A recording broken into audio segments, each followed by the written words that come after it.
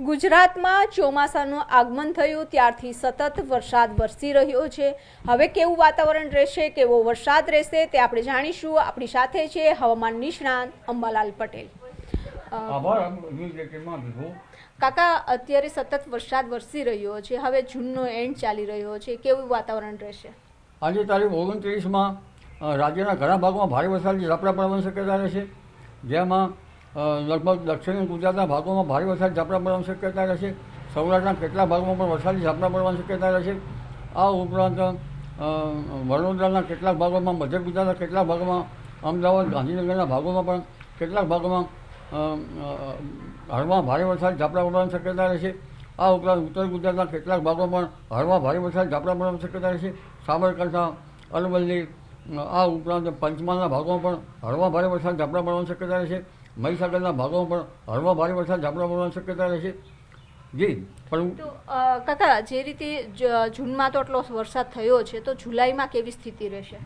જુલાઈ તારીખ 3થી 7માં રાજ્યના ઘણા ભાગોમાં ભારેથી અતિભારે વરસાદ થવાની શક્યતા રહેશે, જેમાં ઉત્તર ગુજરાતના ભાગોમાં લગભગ સમી, મહેસાણા, પાટણ અને લગભગ ઉત્તર ગુજરાતના અન્ય ભાગો, બનાસકાંઠાના ભાગો તેમજ લગભગ કાંકરેજના ભાગમાં વરસાદ ઓછો છે, ત્યાં પણ કંઈક થવાની શક્યતા રહેશે।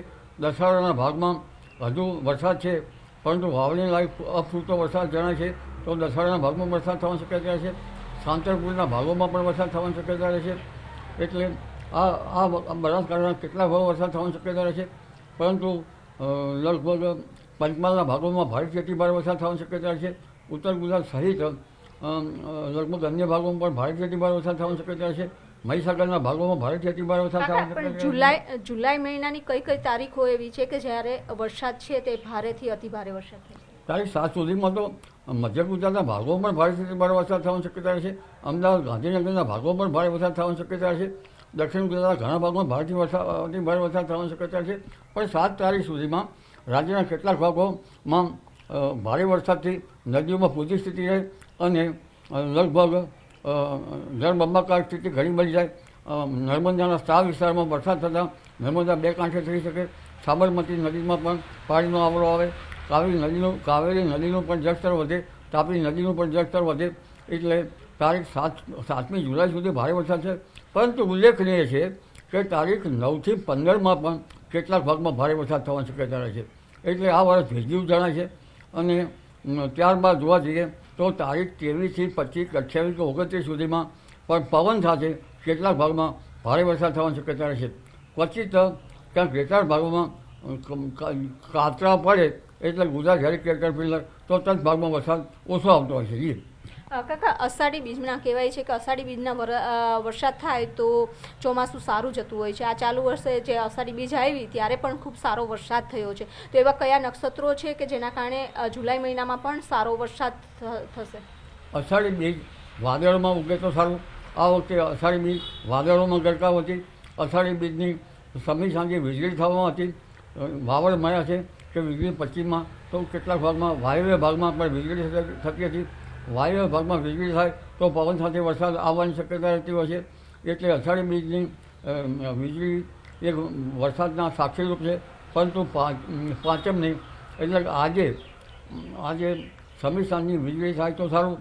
લગભગ ઈશાન ખૂણામાં સર્પ જેવી સફેદ કલરની વીજળી થાય તો વરસાદ સારો આવવાની શક્યતા રહેશે।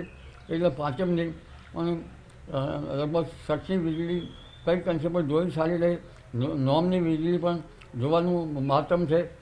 અને પૂનમનો હાંડો અને આઠમનો બાંડો પણ જોવાનું મહાત્મા પરંપરાગત જ્ઞાનમાં છે। એટલે વરસાદ હજુ ગયો નથી, પરંતુ આ ભેગિયા વરસના કારણે મૂંઝવણ ઘણા ખેડૂત ભાઈઓ જે નીચાણવાળી કાળી જમીન છે, નીચાણવાળા ભાગોમાં છે, તે પણ અવઢવમાં છે। કાકા, જે રીતે અત્યારે સતત વરસાદ વરસી રહ્યો છે, તો આ વરસાદના કારણે જે વાવણી કરી દીધી છે અને હજુ પણ જુલાઈ મહિનામાં વરસાદ ભારેથી અતિભારે વરસાદ થવાનો છે, તો શું લાગે છે કે કૃષિ પાકને નુકસાન થઈ શકે, અસર થઈ શકે? બેશક, કારણ કે કૃષિ પાકો જે છે એ ઊંચાણવાળા ભાગમાં કંઈક કૃષિ પાકોને મુશ્કેલી ઓછી આવી શકે। પણ જેમ વરાપ થવા થાય છે, તડકો આવે છે, ત્યાં ફરી વરસાદી ઝાપટું આવી જાય છે। આવી સ્થિતિમાં ખેડૂત ભાઈઓએ શું કરવું એ જ અવઢવમાં છે. પરંતુ જે નીચાણવાળા ભાગો છે એમાં વરસાદ ક્યારે થશે, વરસાદ ક્યારે બંધ થશે એની ખેડૂત ભાઈઓ રાહ જોઈ રહ્યા છે.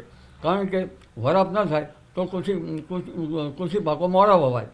ઘણા ભાગોમાં વાવણી થઈ છે તો પણ વધારે પડતા વરસાદથી એ પાક બરાબર ઉગી શકે નહીં, અને ઉગે તો કોઈ ખામણા ફરી પૂરમાં પડે, પરંતુ ત્યાં તો પાછો વરસાદ ખાબકી શકવાની શક્યતા છે. એટલે આ વરસાદના કારણે ખેડૂત ભાઈઓએ લગભગ વરસાદ ઉપર વરસાદ આવતા વચ્ચે ક્યાંક વરાપ થાય તો સારું, ખામણા પૂરી શકાય જે બાકી હોય એ.